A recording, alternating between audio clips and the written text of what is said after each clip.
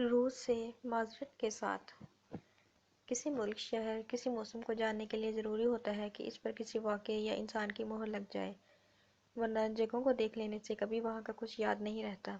شہر، ملک اور موسم ہسٹری یا جغرافیہ محفوظ نہیں رہ سکتے، لمحوں میں زندہ رہ جاتے ہیں۔ جب میں نیا روس گیا تو میرا خیال تھا کہ ماسکو کو جاننے کے لیے مجھے وہاں کی تاریخی عمارتیں، ان کا لٹریچر، ان کے اخبار، رہن سہن کا طریقہ اچھی طرح نوٹ کرنا چاہیے۔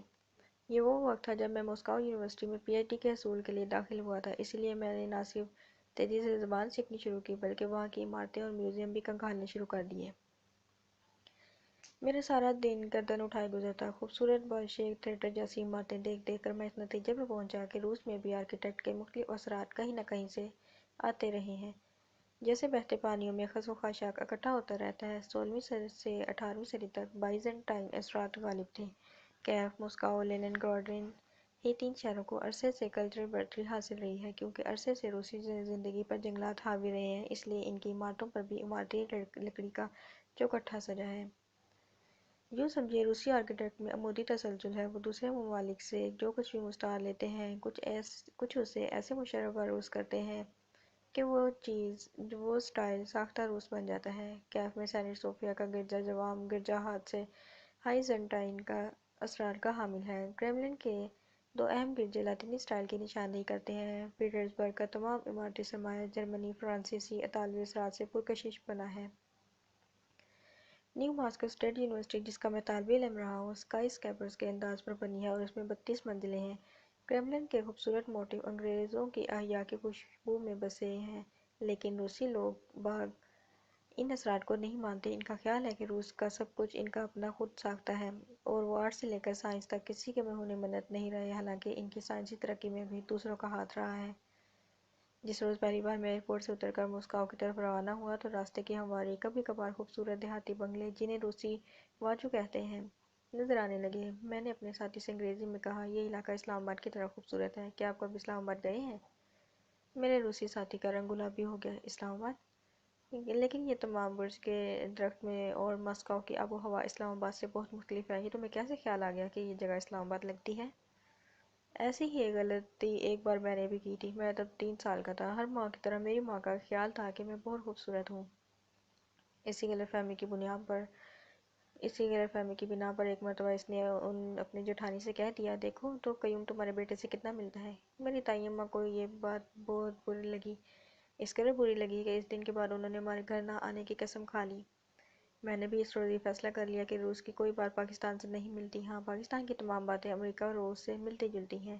ہر نئے سیاح کی طرح ماسکو میں نیا پہنچ کر میں بھی وہاں کی تاریخی عمارتوں کو ہی روس سمجھتا رہا۔ کریملن، یوشکو تھیٹر، گرجے گھر، گمنام سپاہی کی قبر پر جانا میرا معمول تھا۔ اس کے سوا مجھے وہاں کی ہسٹری کا خبت ہو گیا تھا۔ اپنے ہم وطنوں کو روس کے متعلق معلومات وہاں پہنچانا، خطوں میں روس اور پاکستان کا مقابلہ کرنا میرا محبوب مشغلہ تھا۔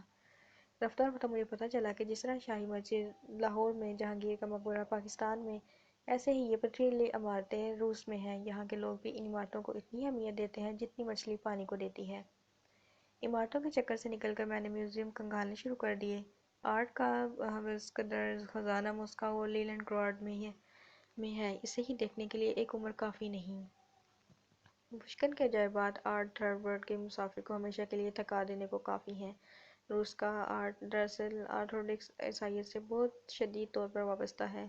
اس کا آرٹ آئیکن پینٹنگ سے نکلا ہے۔ پہلے وہاں کے آرٹسٹ حضرت مریم علیہ السلام، حضرت عیسیٰ علیہ السلام اور مذہبی روایات کو محفوظ اور قابل احترام بنانے کے لیے تصویریں اور بت بنایا کرتے تھے۔ پھر جب منگول حملے شروع ہوئے اور ایشیائی لوگ یہاں رہنے بسنے لگے تو ان کے ساتھ یونانی آرٹسٹ بھی آ پہنچا۔ ملکہ الزبتھ کے دور حکومت میں بہت سے اطالوی اور فرانسیسی آرٹسٹ یہاں کام کرتے تھے، لیکن 18ویں اور 20ویں صدی میں یورپ کا اثر بے حد نمایاں رہا۔ رفتہ رفتہ مجھے پتہ چلا سوشلسٹ ڈائنامکس کے تحت ایک خاص قسم کا ادب اور بتوں کا رواج عام ہوا۔ میکسم گورکی کے ساتھ جو حقیقت پسندی شروع ہوئی تھی، وہ لینن کے عہد میں مونومنٹس کی شکل اختیار کر گئی تھی، جس نے فردن فردن بھی اور گرداز کی شکل میں بھی یادگاریں تعمیر کروائیں۔ لیکن کچھ عرصے بعد میں اس نتیجے پر پہنچا کہ کسی ملک کا آرٹ، مصوری، بت تراشی یہ سنگ میل ضرور ہے، لیکن یہ بھی تمام تر اس ملک کی نمائندگی نہیں کر سکتے۔ ہر آرٹ اپنے عہد میں محفوظ ہوتا ہے، اور جس طرح ایک عہد ختم ہونے کے بعد کڑی تو بن جاتا ہے لیکن زندہ نہیں رہتا۔ ایسے ہی کسی ملک کا آرٹ نشاندہی تو کرتا ہے پر ملک نہیں ہوتا۔ ہمارے دیش کی میجر مصوری ہمیشہ زندہ رہنے والی تو ضرور تھی لیکن پاکستان نہیں تھی۔ جب تک میں سونیا سے نہیں ملا تب تک مجھے معلوم نہ ہو سکا کہ ہر ملک اس کے لوگوں سے عبارت ہوتا ہے۔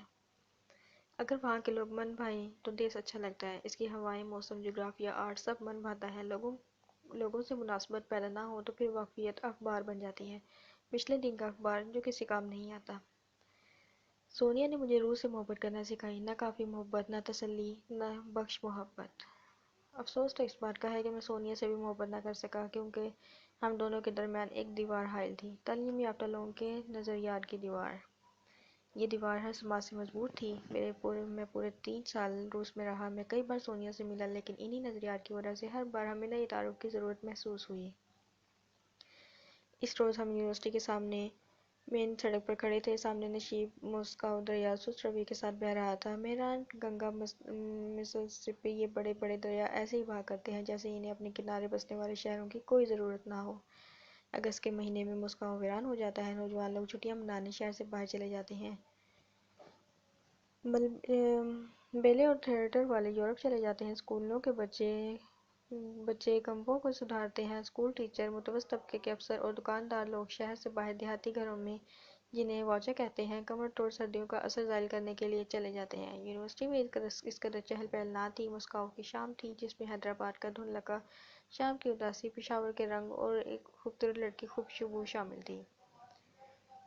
میرا دل اچانک رونے کو چاہتا تھا۔ سونیا کے جسم پر لیس کا ہلکا سا بلاؤز اور گہرا نیلا اسکرٹ کمر پر کسا ہوا تھا۔ اس کا اجمالی اور تفصیلی تعارف بہت مرتبہ ہو چکا تھا لیکن روس جیسے بڑے ملک کی طرح جسے دیکھا تو جا سکتا ہے لیکن سمجھا نہیں جا سکتا، وہ بھی کئی تعارفوں کے بعد جانی پہچانی لیکن اجنبی کھڑی تھی۔ اس کا جغرافیہ اچھی طرح سے جانتا تھا لیکن اس کے موسموں سے میں نا آشنا تھا۔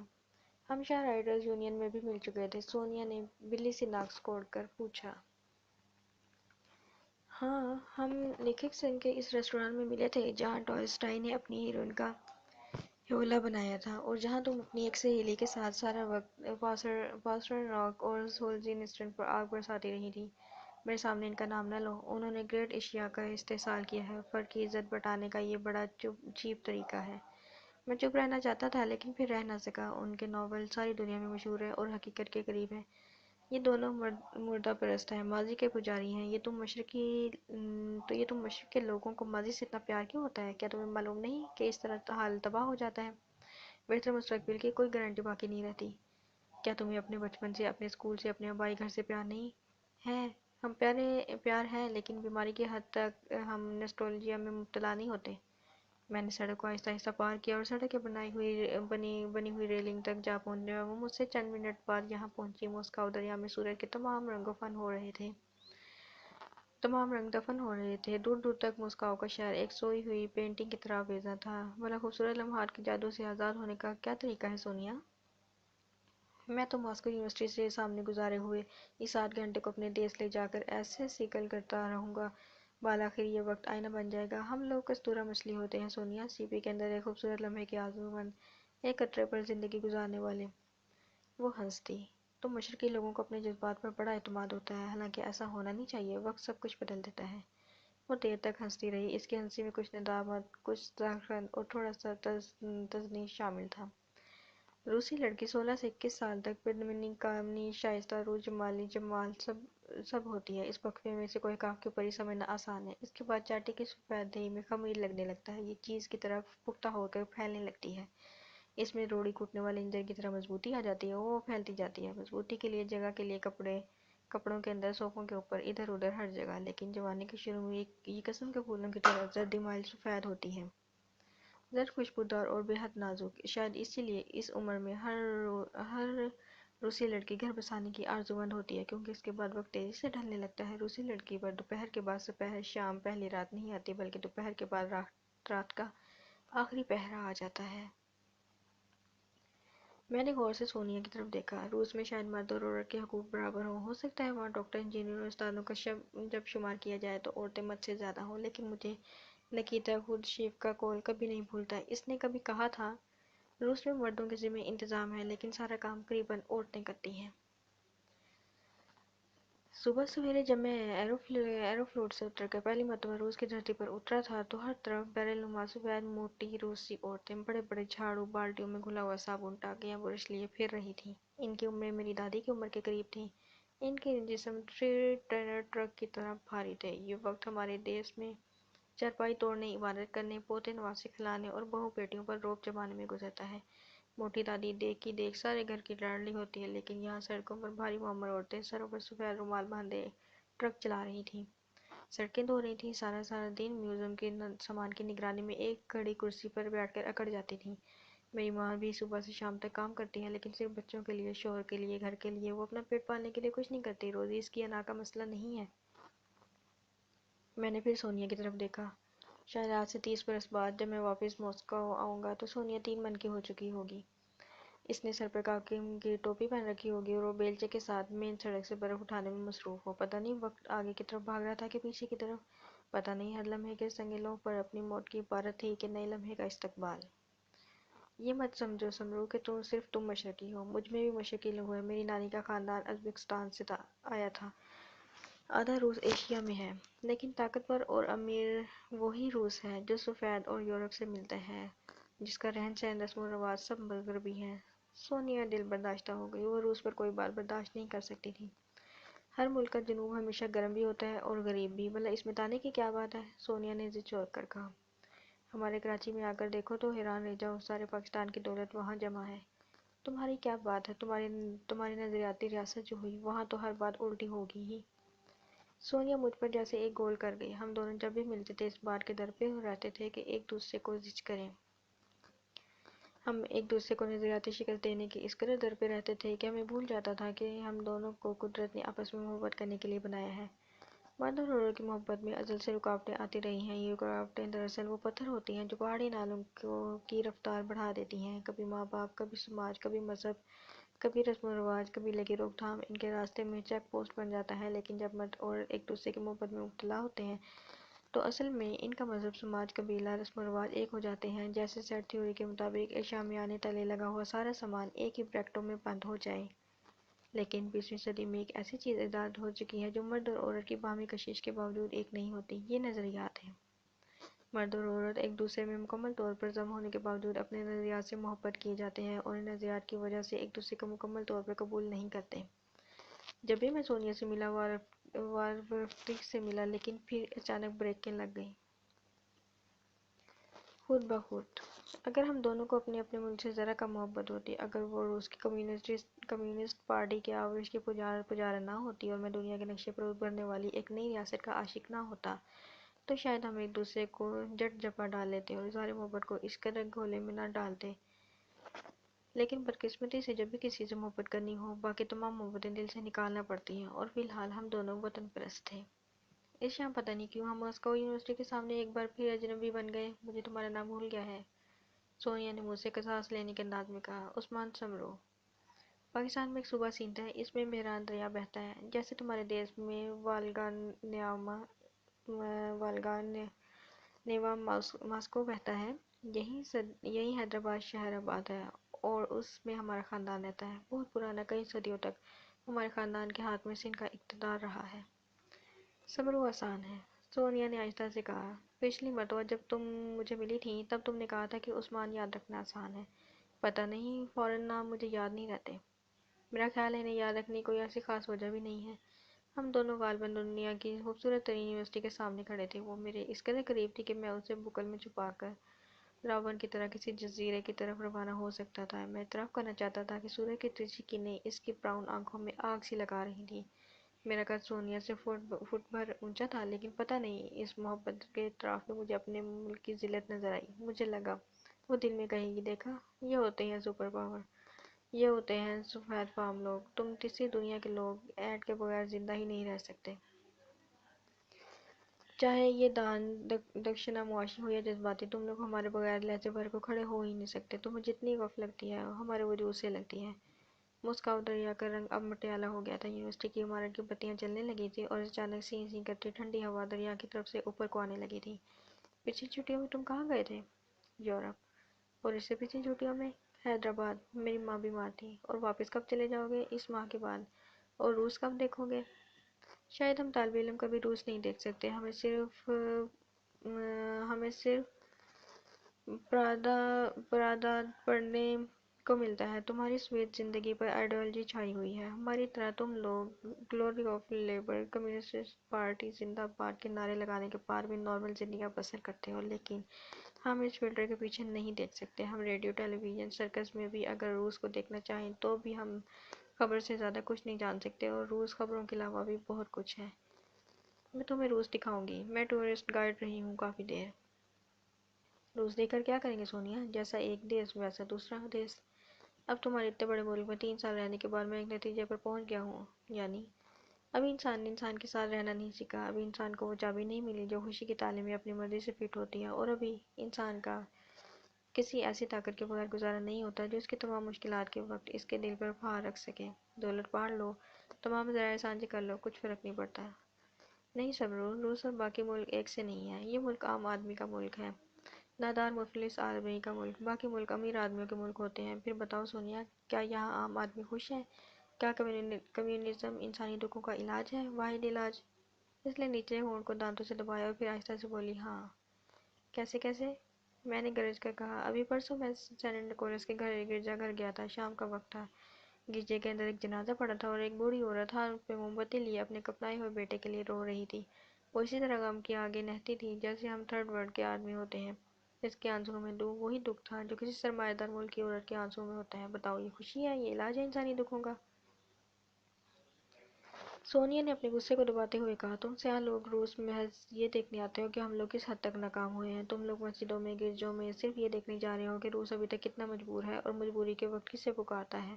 تم لوگ یہ نہیں دیکھنے نہیں آتے کہ روس نے کس قدر فاصلہ طے کر لیا ہے انسانی ہرما نصیبی کا۔ بے وقوف آدمی، جنگلی شخص، ہم انسان کے ظلم، انسان کی درندگی کے خلاف لڑ رہے ہیں، خدا کے دیے ہوئے غموں کے خلاف بغاوت نہیں کر رہے۔ ہماری کوشش ہے کہ انسان کو دکھ نہ دے، سب برابر ٹھہرے۔ مساوات ہمارے مذہب کی بھی اساس ہے۔ ہاں ہے، لیکن اعتراف تک۔ ہم لوگ اسے پریکٹس کرتے ہیں، تم لوگ اسے نعرے کے طور پر استعمال کرتے ہو، بس اتنا فرق ہے۔ میں پسپائی کے عمل میں تھا اور میری مردانگی اس پسپائی کو قبول نہ کر رہی تھی، اس لیے میں نے جو بھی اعتراضات مجھے کمیونزم پر معلوم تھے ایک ہی سانس میں کر ڈالے۔ سونیا پہلے مجھے بہت تعجب سے دیکھتی رہی، پھر یکدم ہنس دی۔ تم روگوزن۔ اس وقت تک میں نے دوستوفسکی کی ایڈیٹ نہیں پڑھی تھی، مجھے معلوم نہیں تھا کہ روگوزن کیسا طوفانی کردار تھا جو اپنی شکست کو آسانی سے قبول نہیں کرتا۔ اس وقت تم مجھے روگوزن پکار کر جانے کیا کچھ کہہ رہی تھی، میں قزاق، لٹیرا، پاگل، جانے کیا کچھ تھا۔ تم تھرڈ ورلڈ کے آدمیوں کو ہم سے ہمدردی ہونی چاہیے، تم لوگ الٹا ہم ہی سے لڑتے ہو۔ بابا، ہم ان مصیبتوں سے نہیں لڑتے جو خدا ہم پر نازل کرتا ہے، موت، حادثات، بدصورتی، پیدائشی جسمانی محرومی، بلکہ کمیونزم ان لعنتوں سے چھٹکارا دلاتا ہے جو انسان پر ٹھونستا ہے، مثلاً غریبی، بے روزگاری، مواقع کی کمیابی۔ کمیونزم نے خوشی کا ٹھیکہ نہیں لے رکھا روگوزن، بلکہ انسان کو یہ احساس دلایا ہے کہ سب گوشت پوست کے بنے ہوئے ہیں، جب کسی کو کھانے کو نہ ملے تو وہ بلبلاتا ہے، منہ پر تھوکو تو اسے ذلت کا سامنا کرنا پڑتا ہے۔ اخوور کا سبق 1400 سال پرانا ہے، کچھ نیا نہیں ہے۔ احمق لڑکی، وہ اب بالکل چڑ گئی۔ بتاؤ، تمہارا 1400 سال پرانا سبق کہاں لاگو ہوا ہے، کس ملک میں؟ ایران، افغانستان، سعودی عرب، پاکستان؟ بتاؤ۔ اب ہم دونوں ایک دوسرے کو ایسے دیکھ رہے تھے جیسے دو ننگی تلواریں آپس میں آڑی تنی ہوں۔ میں آپ کو بتا چکا ہوں کہ اگر مجھے اپنے وطن، اپنے مذہب سے کچھ کم محبت ہوتی ہے سونیا، تو عام طور اپنے ملک کی دیوانی نہ ہوتی تو ہمیں ایک دوسرے کا وجود نظر آ جاتا ہے۔ کبھی کبھی کوئی مشن، کوئی آورش، کوئی تخلیقی اوپر انسان کو انسان کے قریب آنے سے معذور رکھتی ہے۔ مذہبی حد بندی، نسلی حدود، زبان کا اختلاف، دیس کی سرحدیں، کئی ناگزیر حالات محبت کے راستے کا انتھا شیشہ ہیں۔ یہ حالات، فرق، اونچ نیچ ہمیشہ سے مختلف روپ دھارتی رہی ہیں، لیکن پہلے انسان جس حد تک دوسروں کی محبت کا محتاج تھا اب نہیں رہا۔ اب وہ انسان کی جگہ اشیاء اور نظریوں کا زیادہ محتاج ہو گیا ہے۔ پہلے رکاوٹیں بیرونی ہوا کرتی تھیں، اب خندقیں، وسیلے خود ساختہ ہوتے ہیں، اس لیے زیادہ ناقابل فہم اور دقیق ہوتے ہیں، اور آدمی کتے کی طرح اپنی ہی دم کے تعاقب میں چکر کاٹتا رہتا ہے اور کبھی سرے تک نہیں پہنچتا۔ اور میں اور سونیا بھی ایک دوسرے کی ہمدردی، محبت، دوستی کے حاجتی تھے، لیکن ہم دونوں اپنے اپنے گرد لگی ہوئی سرکنڈوں کی باڑ ٹھیک کرتے رہے، اور ایک لمحے کے لیے بھی ہمیں خیال نہ آیا کہ اس باڑ کے باوجود ہم اوپر سے ہاتھ تو ملا سکتے ہیں، یہ مصنوعی فاصلے اس طرح تو پاٹ سکتے ہیں۔ میں چلتی ہوں سمرو، تھوڑی دیر اور ہے جو۔ نہیں سمرو، آج مجھے نتاشیا کو فلم دکھانے لے جانا ہے۔ کون سی فلم؟ محبت کے غلام، میخالکوف نے اسے بنایا ہے۔ روس میں ایسے نام کی فلم پر تعجب ہوتا ہے۔ مجھے تو لگتا ہے کہ تمہارے دیس میں یہ دیوانگی نہیں ہوتی۔ کیوں؟ ہم انسان نہیں؟ ہماری جبلتیں نہیں؟ ہم محبتیں نہیں کر سکتے؟ اس نے غصے سے کہا۔ ہیں بابا، ہیں جبلتیں۔ تم سب سپرمین ہو، دنیا بھی چلا لیتے ہو اور خوش بھی رہ لیتے ہو۔ اس کی کہانی کیا ہے محبت کے غلام کی؟ ایک چھوٹا سا معصوم گروپ کوشش کرتا ہے کہ وہ انقلاب میں نہ پھنس جائے۔ بس بس، میں تو سمجھا تھا کوئی واقعی محبت کی کہانی ہوگی۔ ہمارے لٹریچر کو تم مات نہیں کر سکتے سمرو۔ تم کو ایسا ہی محبت کی کہانیوں کا شوق ہے تو اینا کرینا پڑھو، وار اینڈ پیس پڑھو۔ ہم دونوں شہر کی جانب والی سڑک پر چلنے لگے۔ پتہ نہیں کیوں میں نے آہستہ سے کہا، میرے وطن چلو سونیا، وہاں عورتیں سڑکیں نہیں دھوتیں۔ حیدرآباد میں ہماری کوٹھی میں ان گنت ملازم ہیں، ایک خانسامہ، دو نوکرانیاں، مالی، جمعدار، تمہیں آرام ہی آرام ملے گا۔ وہ رک گئی اور چہرہ پھڑا کر بولی، میں سبزی نہیں ہوں جو میری نلائی کے لیے پانی دینے کے لیے دوسرے مقرر ہوں۔ تم ساؤتھ ایسٹ ایشیا کے لوگوں کو آرام سے اتنی محبت کیوں ہے؟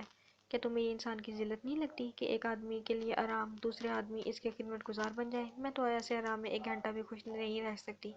میں نے اس کے کندھے پر ہاتھ رکھ کر کہا، اگر تمہیں سڑکیں دھونی پڑیں، ہوٹلوں کے فرش چمکانے پڑیں، ٹرک چلانے پڑیں تو سونیا، تو کیا میں روس کی سڑکیں صاف کروں گی اپنی روس کی؟ یہ کچھ کم اعزاز نہیں میرے لیے۔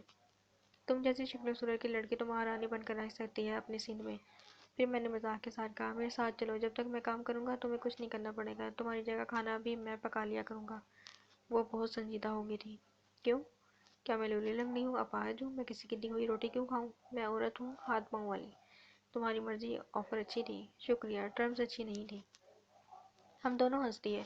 محبت کرنے کا وقت آیا اور چلا گیا۔ وہ بس پر سوار ہو گئی اور میں یونیورسٹی کی طرف لوٹ گیا۔ سونیا سے میری ملاقاتیں ہو چکی تھیں، کئی بار ہم باہمی دوستی نے ہمارا اپنا تعارف کروا دیا تھا، لیکن سب سے پہلی بار وہ مجھے پینوراما میں ملی تھی۔ مجھے اچھی طرح یاد ہے، مجھے روس ہے زیادہ عرصہ نہ ہوا تھا۔ میں کسی دوست کی شدید آرزو رکھتا تھا۔ زبان کی اڑچنیں گونگے پن کا احساس دلاتی تھیں۔ اس وقت میں ریڈ اسکوائر، لینن کی قبر، پشکن میوزیم، ٹیلی ویژن ٹاور، یوشیک تھیٹر اور دوسری تاریخی عمارتیں دیکھنے میں مشغول تھا۔ روس کا فوٹو اسٹیٹ ذہن میں تیار کرنا میرے لیے بڑا مشکل کام تھا۔ روسی مزاج، رسم و رواج، بدحواسیاں، تضادات، رہن سہن کی اڑچنیں، آپس کی مشکلات کا مجھے علم نہ تھا۔ ابھی تو میں ایک گریٹ ملک، گریٹ قوم، ایک گریٹ آدرش کے سامنے کھڑا تھا، جیسے کوئی بونا ٹیلی ویژن کے ٹاور کو دیکھ رہا ہو۔ اس روز میں اپنی پاکٹ بک میں لکھی ہوئی روسی اور ماسکو کے نقشے کے سہارے پینوراما پہنچا، جو ٹرائمف گیٹ کے قریب ہے اور اس تاریخی واقعے کی خوشی میں تعمیر کیا گیا ہے کہ روس نے نپولین کو پسپا کر کے بھاگنے پر مجبور کر دیا تھا۔ شاید یہ میرا وہم ہو یا اندازے کی کمی ہو، لیکن روسی، خاص کر سفید روسی، اپنے لیے نپولین کی شکست کو اپنی تاریخ کا ایک بہت بڑا سنگ میل سمجھتے ہیں۔ وہ نپولین کی شکست کو اپنی قومی ٹوپی میں سرخ پر کی طرح سجائے رکھتے ہیں، لیکن پتہ نہیں وہ کون سا عمل ہے، وہ کون سا طریقہ کار ہے جس کے زیر اثر ہمیشہ سے فاتح مفتوح کو پیروں میں روندنے کے بعد اسی مفتوح کا اسیر ہو جاتا ہے۔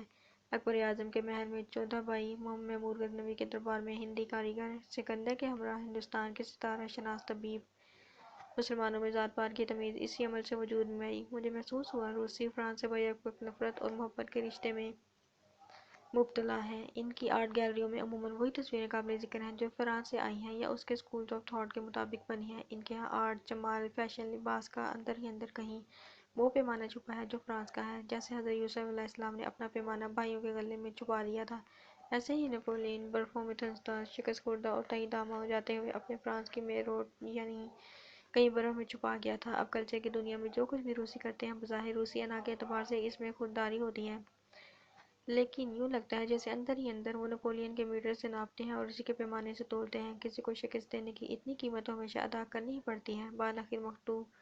بالآخر فاتح کو مفتوح کا رنگ ہی اختیار کرنا ہوتا ہے۔ ان دنوں سونیا پینوراما میں گائیڈ تھی۔ جس وقت میں اوپر پہنچا، وہ ہاتھ میں ایک لمبی چھڑی لیے روسی لب و لہجے میں ساری تصویروں کے متعلق انگریزی میں معلومات امریکی سیاحوں کو سنا رہی تھی۔ پینوراما دراصل ایک تصویر ہے جو گول بڑی دیوار پر چسپاں ہے۔ اس پر کچھ ایسی چابک دستی سے روشنی کی گئی ہے کہ سرکاراما کی طرح اس میں 3 سمتی پن موجود ہو گیا ہے۔ ہر چیز اپنے پرسپیکٹو میں جیتی جاگتی اور اصلی محسوس ہوتی ہے۔ تمام سیاح اس تصویر کو اتنی توجہ اور تحیر سے دیکھتے ہیں جیسے روپکاری کے لیے آئے ہوں۔ سونیا نیلے اسکرٹ اور سفید بلاؤز میں ملبوس، سر پر سفید رومال باندھے، ذرا سی گنگنی آواز میں کہہ رہی تھی، یہ تصویر جو اس وقت آپ دیکھ رہے ہیں اس میں نپولین کی شکست کا منظر پیش کرتی ہے۔ تصویر بونوچیفکاؤ کی ہے۔ اس مقدس سرزمین سے جب نپولین کو بھگایا گیا تو اس کی حالت ایسی تھی کہ وہ گھوڑے پر بھی چڑھ نہ سکتا تھا۔ اپنی ٹوپی چہرے پر یوں کھینچ کر مسکا اسے روانہ ہوا تھا کہ اس کی آنکھوں کے آنسو کوئی نہ دیکھ سکا۔ میں باری باری تصویر اور سونیا کو دیکھتا رہا۔ پتہ نہیں کیوں میری آنکھوں میں بھی آنسو آ گئے۔ تصویر میں واقعی غیر معمولی جان تھی۔ جہاں الاؤ روشن تھا وہاں سے سینک آتا محسوس ہوتا تھا۔ گھوڑے کے پسینے سے ہیٹر کا احساس ہوتا تھا۔ گھروں سے جو دھواں اٹھ رہا تھا اس کے ختم ہو جانے کا امکان تھا۔ تصویر زندگی کی طرح ایک لمحے کی گرفت میں آئی ہوئی تھی۔ میں نے اپنے ساتھ کھڑی ہوئی ایک بڑھیا سے سوال کیا، یہ تصویر کس نے بنائی ہے؟ میرا خیال تھا وہ روسی عورت ہے، لیکن اس امریکی عورت نے ایک آنکھ مار کر جواب دیا، ایک فرانسیسی نے۔ اور کس نے؟ بھلا ایسی پینٹنگ کوئی روسی بنا سکتا ہے؟ مجھے جواب دیتے ہی وہ پیٹھ موڑ کر چلی گئی۔ تصویر سے میں نے سونیا کی طرف نگاہ کی۔ لہجے بھر کے مجھے شبہ ہوا کہ چھڑی کے ساتھ تصویر دکھانے والی بھی کہیں دھوکہ ہی نہ ہو، کہیں وہ بھی تصویر ہی کا حصہ نہ ہو اور روسی سائنسدانوں کا کرشمہ نہ ہو۔ وہ بھی تصویر کی طرح بے عیب تھی، وہ بھی تصویر کی طرح چھپے ہوئے حزن کا سراغ دیتی تھی۔ پتہ نہیں کیوں مجھے لگا سونیا اور تصویر دونوں فرانس کی امپورٹ کی ہوئی ہیں۔ وہ بہت نازک، خوبصورت اور خوشبودار نظر آتی تھی۔ بغیر فل سٹاپ، کوما ڈالے وہ رٹا ہوا لکھان دہرائی جا رہی تھی۔ سامنے قطار میں کھڑے سیاح تمام اس کی طرف تصویر کی جانب ٹکٹکی باندھے یوں کھڑے تھے جیسے داروغہ گھاٹ کے روبرو کھڑے ہوں۔ پھر مجھے لگا وہ بھی میری طرح گائیڈ کے فرائض ہی ادا نہیں کر رہی بلکہ اندر ہی اندر اور پڑتے لگا رہی ہے۔ وہ سوچ رہی ہے ابھی میٹھا چیز بھی خریدنا ہے، وڈکا کی بوتل کے لیے پیسے نہیں بچ سکیں گے کہ نہیں، شہر میں کچھ حصے چل کر جاؤں تو کچھ پیسے بچ جائیں، یہ ریڈ بل اتنی جلدی کیوں ختم ہو جاتے ہیں۔ وہ بھی میری طرح اندر ہی اندر اپنی اکانومکس درست کر رہی تھی۔ یہ سونیا سے میری پہلی ملاقات تھی۔ وہ پینورما میں پرانی گائیڈ تھی اور میں یونیورسٹی میں نیا طالب علم۔ لیکن اس دن کی ملاقات کچھ مسلسل نہ ہو سکی۔ ہم کچھ دیر کے لیے ملے، بس اسٹاپ تک پہنچے، ٹریم میں بیٹھے اور اپنی منزل کو روانہ ہو گئے۔ میرے لیے پینورما کی تصویر کے سامنے کھڑی ہوئی سونیا اس تصویر کا حصہ بن گئی۔ ملاقاتوں کا بھی عجیب گراف ہے۔ کچھ لوگوں سے روز روز ملاقات ہوتی ہے اور ان کا کچھ اثر طبیعت پر مرتب نہیں ہوتا۔ کچھ لوگ اتفاقاً ملتے ہیں، بجلی کی سی تیزی سے روانہ ہو جاتے ہیں، چند نظریں، کچھ جملے، ایک آدھ لمس کے کاربن پیپر مل جاتے ہیں جن پر آپ لکھ لکھ کر کئی باتیں، کئی تصویریں، کئی شکلیں بناتے رہتے ہیں۔ مجھے روس سے متعارف کرانے والی، روس کے قریب لانے والی سونیا تھی۔ اس سے پہلے میں حیدرآباد لوٹ جانے کی سوچ رہا تھا۔ سونیا کو دیکھنے کے بعد مجھے روس اپنی ہی خالہ کا گھر نظر آنے لگا۔ دراصل ہر شخص اپنے ملک کا فرسٹ سیکرٹری ہوتا ہے۔ اس کے وجود کے ساتھ ایک ساری ایمبیسی کام کر رہی ہوتی ہے۔ دوسرے ممالک کے لوگ جس تناسب سے اس سے متاثر ہوتے ہیں، اسی لحاظ سے وہ اس کے ملک سے رعایت برتنے اور اسے سمجھنے کی کوشش کرتے ہیں۔ امریکہ وہی ہے جو امریکیوں نے اسے دکھایا، انگلستان وہی کچھ ہے جو انگریزوں نے اسے ظاہر کیا۔ میری بھی شدید آرزو تھی کہ سونیا میری وجہ سے پاکستان کو دنیا کا سب سے خوبصورت ملک سمجھنے لگے۔ کچھ دنوں بعد مجھے مائکوسکی چوک کے قریب کارڈ خریدتے ہوئے مل گئی۔ میرے ہاتھ میں گمنام سپاہی کی قبر کا کارڈ تھا جسے میں اپنے صوبیدار چاچا کے لیے منتخب کر رہا تھا۔ ہم دونوں نے اپنے اپنے کارڈ خریدے۔ سونیا نے میرا حساب لگا کر مجھے روبلز بتائے اور ہم دونوں قریبی کھوکھے سے آئس کریم کھانے چلے گئے۔ آئس کریم کھانے کے بعد اس نے اپنے 60 کوپیک ادا کیے اور میں نے اپنی آئس کریم کی قیمت ادا کی۔ ہم دونوں سڑک کنارے بینچ پر بیٹھے باتیں کر رہے۔ پھر میں نے اس سے اس کا پتہ پوچھا۔ وہ مسکرا دی۔ آسمان پر بادل چھائے ہوئے تھے لیکن سورج اچانک نکل آیا۔ کیا کرو گے میرا پتہ پوچھ کر؟ کبھی کسی روز تمہارے گھر آؤں گا۔ ایسے ہی ٹھیک ہے سمرو، یہاں وہاں کسی وقت بغیر تعین کے۔ کیوں؟ تم یہاں اجنبی ہو، تم یہاں کے رسم و رواج نہیں جانتے۔ بس ایسے ہی ٹھیک ہے، اتنا ہی کافی ہے۔ وہ مسکراتی ہوئی روانہ ہو گئی۔ ایسی لڑکی کا کوئی کیا کرتا جس کا ٹھکانہ ہی معلوم نہ ہو۔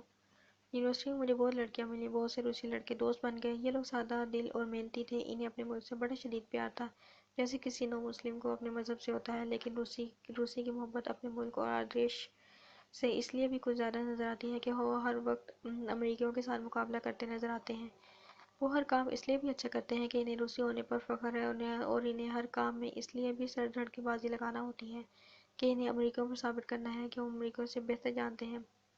اس دوہری کشاکش میں وہ ہر لحظہ پروپیگنڈا کرتے نظر آتے ہیں۔ وہ ہر غیر ملکی کے سامنے اپنا اور امریکہ کا معاملہ رکھ کر یہ چاہتے ہیں کہ ووٹ ان کے حق میں دیا جائے۔ وہاں کے سادہ لوگ شہریوں سے مل کر میں اس نتیجے پر پہنچا کہ امریکہ اور روس نے سپر پاور بن کر اپنے عام شہریوں پر بہت بڑا ظلم کر رکھا ہے۔ اب ملائیشیا، کمبوڈیا، روڈیشیا، پاکستان، چھوٹے چھوٹے جزیروں میں انجانی ایئرپورٹوں پر روسی اور امریکن یہ معلوم کرتے پھرتے ہیں کہ یہ پاکستانی، یہ سلونی، یہ جاپانی، یہ فرانسیسی کس کو زیادہ ترجیح دیتے ہیں، امریکہ کو کہ روس کو۔ گویا ہو بجا کی آرزو میں یہ بڑے ملک چھوٹی چھوٹی ریاستوں چھوٹے چھوٹے ملکوں کے سامنے کا سہ بردار ہیں۔ اتنے بڑے اتنے سپر ہونے کے باوجود ان کو رائے چھوٹے ملکوں سے لینا پڑتی ہے، کیونکہ آپس میں تو وہ طے نہیں کر پاتے کہ ان دونوں میں سے بڑا کون ہے، نہ ہی وہ یک بارگی اپنے حریف کو ختم کر کے کسی فیصلے پر پہنچ سکتے ہیں۔ یونیورسٹی میں، بازاروں میں، سرکس گھر اور بیلے تھیٹروں میں جیسے میں کاسٹنگ ووٹ تھا، تمام تر معمولی اور چھوٹے پن کے باوجود وہاں کے شہری یہ معلوم کرنا چاہتے تھے کہ میں روس سے کس حد تک اور کتنا متعارف ہو چکا ہوں۔ کیا یہ تعارف مثبت ہے کہ منفی؟ لیکن کسی شخص، شہر یا ملک کا اصلی تعارف ہمیشہ اچانک ہوتا ہے۔ مجھے روس میں رہتے ہوئے پورا سال ہو چکا تھا، لیکن ابھی بھی میں اصلی روس سے متعارف نہ ہوا تھا۔ انسانوں کی طرح ملکوں کی بھی ایک روح، ایک سائیکی ہوتی ہے۔ اس کا تعارف مشکل سے اور ہمیشہ اچانک ہوتا ہے۔ میں چند دن کے لیے لینن گراڈ کے سیر کے لیے گیا تھا۔ لینن گراڈ بادلوں کا شہر ہے، سمندر کنارے کا شہر ہے، دریا نویدا کا شہر ہے۔ اس میں گھر، باغ، سڑکیں، محل، ریستوران، سمندر کا ساحل، کشتیاں، لاؤنج، کاریں، جہاز، میوزیم، اتنا سارا کچھ ساتھ ساتھ ہے اور الگ الگ نظر آتا ہے۔ دریا نویدا کنارے ہے وہ محل ہے جس میں راسپوٹین کو گولیوں سے داغا گیا تھا۔ پیٹر دی گریٹ کا خوبصورت موسم سرما کا محل ہے، اور لینن گراڈ سے نکل کر ایک بہت بڑا موسم گرما کا محل ہے جس کے ان گنت کمرے اب بھی بند ہیں اور جس کے سامنے خوبصورت قدامت گھوڑے، فرشتے، شہزادے بتوں کی شکل میں استادہ ہیں۔ ان بتوں پر جیسے سونے کا پانی چڑھا ہے اور فوارے ان سے پھوٹتے ہیں۔ یہ پیٹر دی گریٹ کا شہر ہے جسے اب لینن گراڈ کہتے ہیں۔ یہ بہت خوبصورت ہے اور چونکہ وہ شمال میں واقع ہے، اس لیے یہاں رات کو 11 بجے ابھی دن ہوتا ہے۔ یہاں بھی رات کو اپنے کمرے کے 20 پردے بند کر کے رات کر لیتے ہیں اور اپنی رات بنا کر سو جاتے ہیں، حالانکہ باہر دن چڑھا ہوتا ہے۔ لینن گراڈ پر عموماً بادل گھرے ہوتے ہیں، جیسے کوئی خوبصورت لڑکی کسی ایسے مرد کے متعلق سوچتی رہتی ہو جو اس کا ہونے سے پہلے ہی مر گیا۔ غالباً سارے روس میں یہ اکلوتا شہر ایک نیک دل ترقی پسند بادشاہ کا بسایا ہوا لگتا ہے۔ پیٹر دی گریٹ رات کو لباس تبدیل کر کے ہارون الرشید کی طرح رون کو نکلتا ہو، اسے خبر ہو وہاں گلی میں ایک بڑھیا رہتی ہے۔ سمندر کنارے وہ ملاح جال بنتا ہے جس کے پاس سمندر میں جانے کے لیے کشتی نہیں۔ سارا شہر ماڈرن ہے۔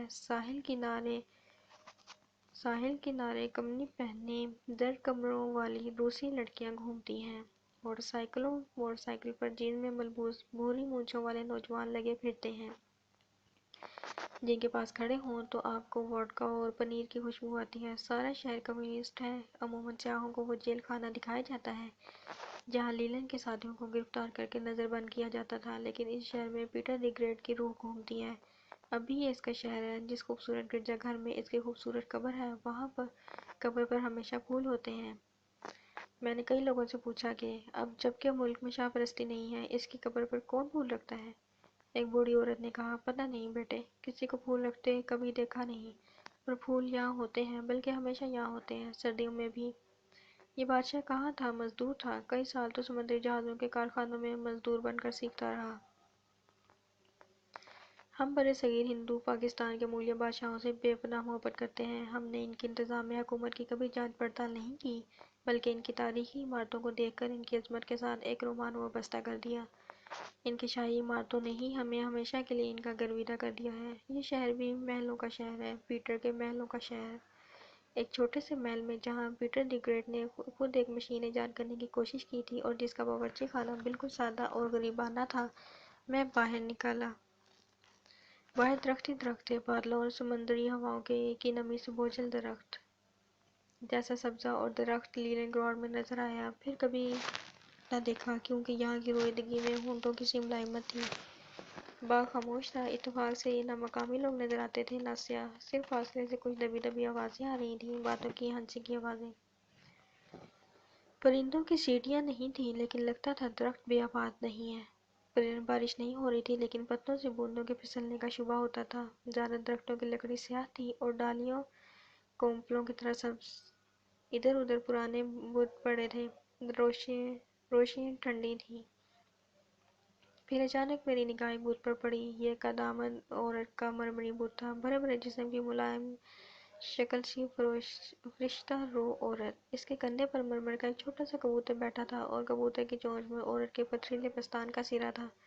میرا جی چاہا کہ اس کبوتر کو اڑا دوں جس گستاخی کا وہ مرتکب تھا، اس کا میں متحمل نہ ہو سکتا تھا، لیکن جس آرٹسٹ نے عورت اور کبوتر کو یوں سامری رنگ میں دکھایا تھا، وہ دستویفسکی کے کرداروں سے ٹولسٹائی کی بے چینی، چیخوف کی برداشت، مزدوروں کی جفاکشی، شمالی روس کی برف باری سے واقف تھا۔ وہ اس کرب سے بھی آشنا تھا جو انسانی پستان کی حیوانی چونچ میں آ جانے سے ہوتا ہے، اور اس آرٹ کی ظاہری کو بھی جانتا تھا جو اس کرب سے پیدا ہوتی تھی۔ کاسنی پھولوں میں چبوترے پر سجایا یہ بت بیک وقت مضحکہ خیز بھی تھا اور خیال آرا بھی، اس میں لذت کوشی بھی تھی اور بیزاری بھی، اس میں غائب درجے کا وجد و انبساط تھا اور سارے لینن گراڈ کا دکھ بھی۔ مجھے اچانک لگا اس آدمی اور کبوتر کی وجہ سے میں روس سے متعارف ہوا۔ روس جو سدا اپنے مسلک کے کبوتر کو اپنے کندھے پر بٹھائے رکھتا ہے، یہ کبوتر مسلسل اس کے پستانوں سے اس کا لہو پیتا ہے اور کبھی سیر نہیں ہوتا۔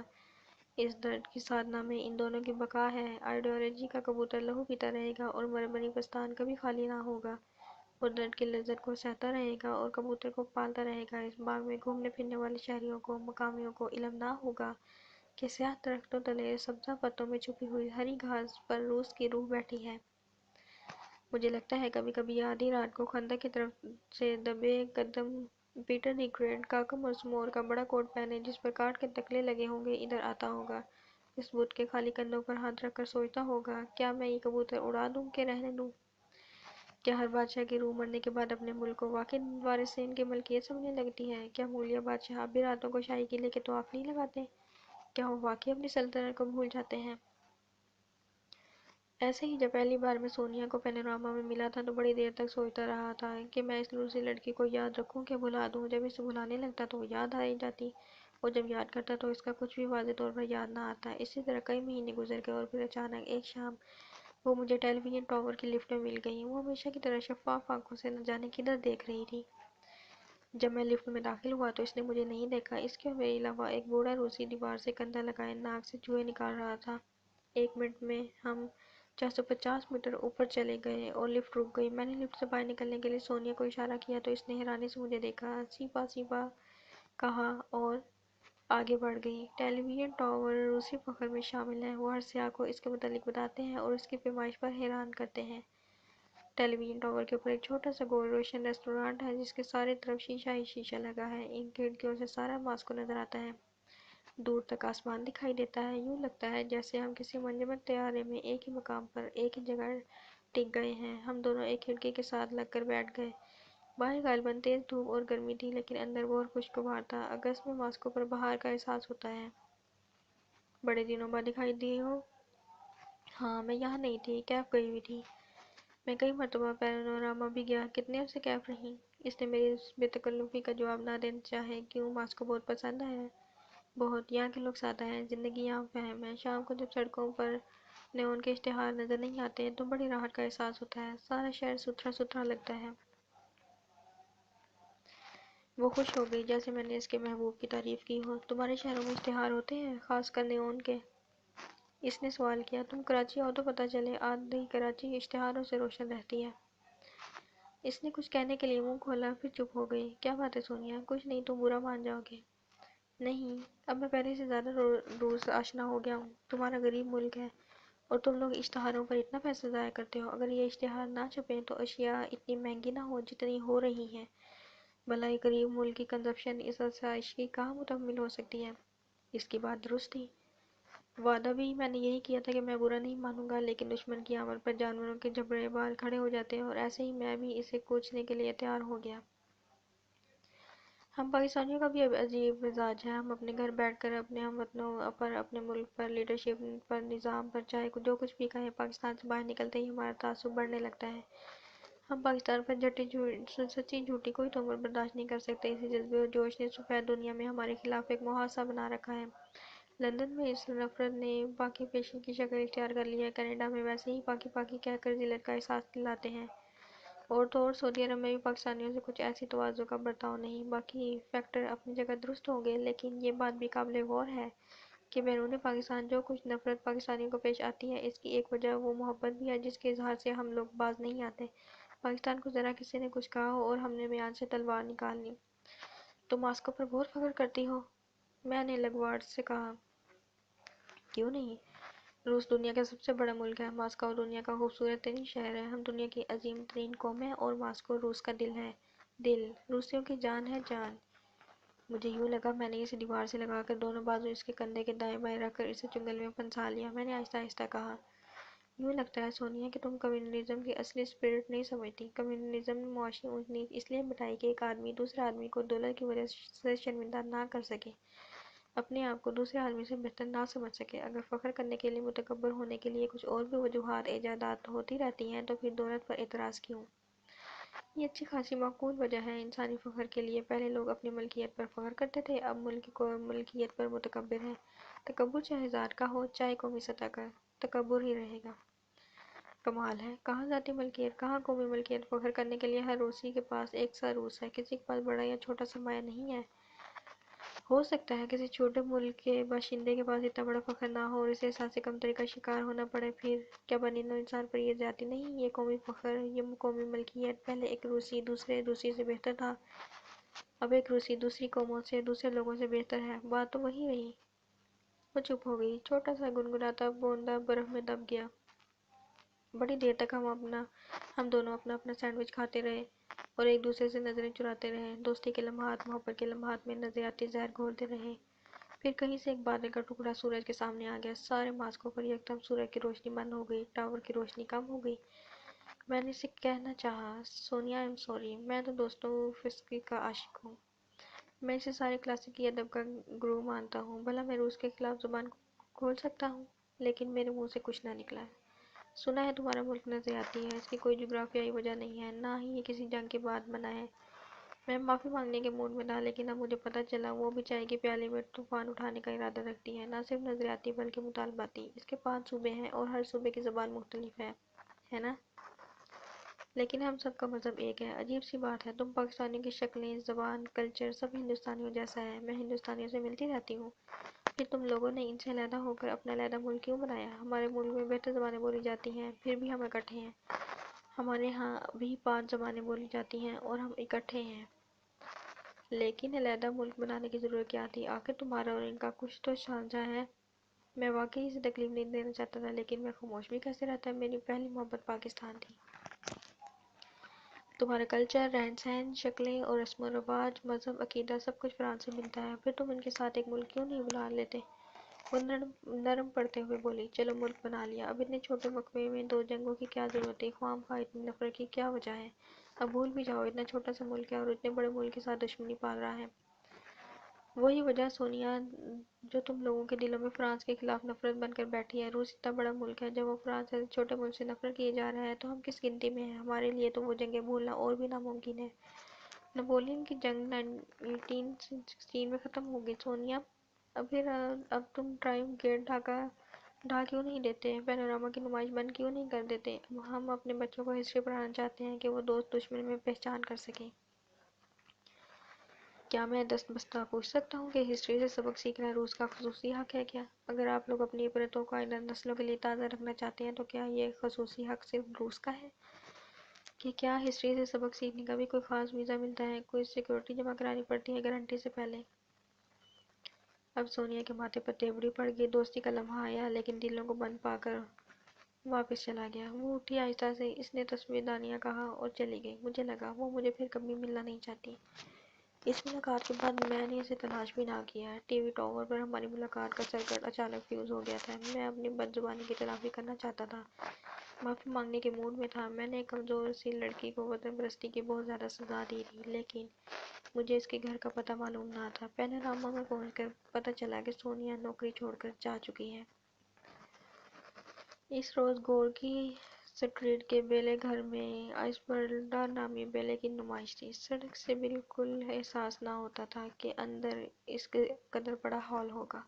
چھوٹے سے پھاٹک سے داخل ہو کر میں اندر چلا گیا۔ 2000 سیٹوں کا ہال کھچا کھچ بھرا تھا، لیکن سارے ہال میں اندھیرا اور خاموشی اس درجہ تھی کہ محسوس بھی نہ ہوتا تھا کہ یہاں کوئی موجود ہے۔ میں چپ چاپ مشہور بیلے کو دیکھنے لگا۔ انٹرول کے وقت جب میں تازگی حاصل کرنے کے لیے بغلی ریستوران میں گیا تو سونیا مجھے کاؤنٹر کے سامنے کھڑی نظر آئی۔ اس تک پہنچنے کی کوشش محال تھی کیونکہ لوگ درمیان میں دیوار کی طرح کھڑے آلو بخاری کا رس، اندار کا پانی، بیئر اور بیف کھانے میں مشغول تھا۔ معافیا مانگتے اور ایکسکیوز می کہتے جب میں اس کاؤنٹر تک پہنچا تو وہ جا چکی تھی اور لوگ دھڑا دھڑ ہال میں لوٹ رہے تھے، اس امید میں کہ وہ ہال سے نکلے گی تو میں اسے مل لوں گا۔ بیلے ختم ہونے سے پہلے بڑے پھاٹک پر آ کر رک گیا، لیکن پتہ نہیں وہ کہاں سے رخصت ہو گئی یا کیسے پاس سے گزر گئی، میں اسے دیکھ نہ سکا۔ کاش اس روز وہ مجھے مل جاتی تو میں اسے بتاتا کہ روسی بیلے نے مجھے کس درجہ متاثر کیا ہے۔ ایک ہی ٹانگ پر لٹو کی طرح گھومنے والے ڈانسر، تتلیوں کی طرح آنے جانے، بھंوروں کی مانند لرزاں، ان لوگوں نے تو انسانی تہذیب کا ہر عنصر اپنے اندر جذب کر لیا تھا۔ اس سے پہلے روسی سرکس اور کوسک گھڑ سواروں نے مجھے برتہ حیرت میں ڈال دیا تھا۔ میں سونیا کو بتانا چاہتا تھا کہ مجھے روس کی تخلیقی قوت نے بے حد متاثر کیا ہے۔ اگر روسی لوگ اسی ترنگ سے کندھے سے کندھا جوڑ کر اپنی سرحدوں پر ناچنے لگیں تو کوئی ٹینک ان کا کالم توڑ نہیں سکتا۔ اگر وہ اپنے گھڑ سواروں کو ہمالیہ کی چوٹیاں سر کرنے کے لیے بھیج دیں تو سموس چنگاریاں اڑاتے یہ گھوڑے خیال سے بھی پہلے وہاں پہنچ جائیں گے۔ لیکن سونیا تو پتہ نہیں کس دروازے سے رخصت ہو گئی۔ اسے کیا بتاتا ہے کہ روس کا ملکی جینیس ناچ میں ہے، زندگی کا رقص، موت کا رقص۔ میں سونیا کے پاس بیٹھ کر لمبے چوڑے اعتراف کرنا چاہتا تھا، لیکن میرے سامنے گور کی سٹریٹ تھی، رات کا وقت تھا اور بیلے تھیٹر سے نکلنے والوں کا شور تھا۔ میں سوچتا ہوا چلنے لگا۔ ایک تو ہر ملک کا فرداً فرداً جینیس ہوتا ہے اور اس ملک کا مجموعی خصوصی جینیس ہوتا ہے۔ اس مجموعی جینیس سے اس ملک کے آرٹ کا پتہ چلتا ہے، کیونکہ آرٹ سوئی کا ناکہ ہے جس سے قوم کا باریک آئی کیو بڑے تواتر سے گزرتا رہتا ہے۔ انگلستان کا جینیس اس کے ڈرامے کی شکل میں سامنے آیا۔ ہم شیکسپیئر کو انگلستان کی سائیکی کا مجموعی سرمایہ کہتے ہیں۔ اسی طرح امریکہ کا جینیس سیاسی ہے۔ چھوٹی چھوٹی سیاسی بصیرتیں مل کر ابراہیم لنکن جیسی دولت میں اکٹھی ہوئی ہیں۔ جاپان کا قومی جینیس اس کے الیکٹرانکس میں بند ہے۔ وہ سڑکوں پر آتے جاتے کمر تک جھک کر خوش آمدید خدا حافظ کہتے ہیں۔ روزمرہ کی پابندی میں چھوٹے سے الیکٹران لگتے ہیں۔ انہوں نے الیکٹرانکس کو چھٹے حص کی طرح ایک ناقابل فہم حقیقت بنا دیا ہے۔ جرمنی سورمنٹل ہے، اس کے دیس کی ہوائیں سازوں کو جنم دیتی ہیں، اس کا مجموعی شعور موسیقی میں ڈوبا ہے۔ بیتھون، باخ، موزارٹ، شوبرٹ سب ایسے بادلوں تلے پروان چڑھے ہیں جن سے موسیقی مترشح ہوتی ہے۔